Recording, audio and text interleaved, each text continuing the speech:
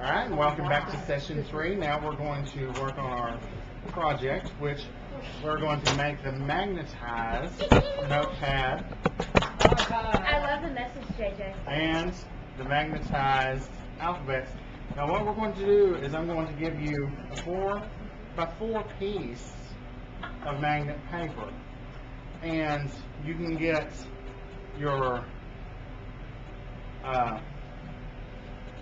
sticky notepad out of this, and then we'll have some left over here that you can cut to put on your alphabet so you can make your own words. Now we do have more magnet in the back if you want to purchase some. It is again half off. So It's great you can. stuff. A lot of people can even split one up, but really at $4.50, take some home and play with it. As you can see on our refrigerator, I've cut out all of the alphabets, and I'm going to show you how we're going to do that now. And I don't know if y'all can see, but my friend Hallie wrote this last night was Jason Rules. So The one I saw said Jason's rules. Vanessa messed with that one a little, but I don't know what you're talking about. I have no idea what you're talking about. So there is going to be a little different process today how we do this, and I'll show you in our all-in-one binder. Can we see how that works, Kendra? Can you see that pretty good? Yeah. I'm going to Now I flip can't through. see the top, Oh, the that's head's right. cut off. I'm going to flip Yeah, through, well, and I'm going to start with my 4x4 dies. And I've actually got 2 dies to make this process, because we're going to need to pull the foam off of one to run your magnetized paper to cut all the way through. And we're going to do the same thing with the alphabet. So for store purposes, again, we're going to have one with the foam, and then you'll want to pull, and then one without. So when we run the magnet paper to cut all the way through, you'll want to pull your foam off. And you can always get more foam just to stack on there. I can see Cindy's really confused.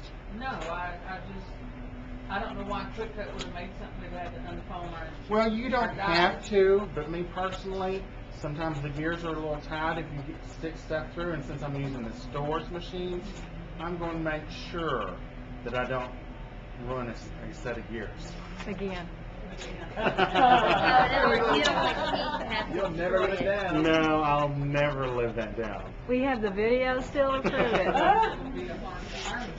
Okay, so to start with, we're going to take our, start with a notebook, and we'll place it down on your cutting mat, and I'm going to stick this to the side as much as possible, and I'll take my cutting mat, and I want the sticky part of the magnet paper to be the front. So just like on paper, I will kiss what I want to the front to the die, just like a mirror. So if you have glittered paper, you want to kiss it to the die. So the same thing here, I want the sticky to the front, so I'm going to kiss it to the die. And we will run our cutting mat. Run it through. And now again, if you're running just a magnet paper, you can get it through. However, to do the reverse, where your sticky comes to the front, it won't cut all the way through that plastic backing. So we'll pull that off, and I'll go ahead and set it up here to the side. And then I'm going to save my excess for my letters. And stick that to the side, and I'm going to run my next one with the foam and my yellow piece of paper.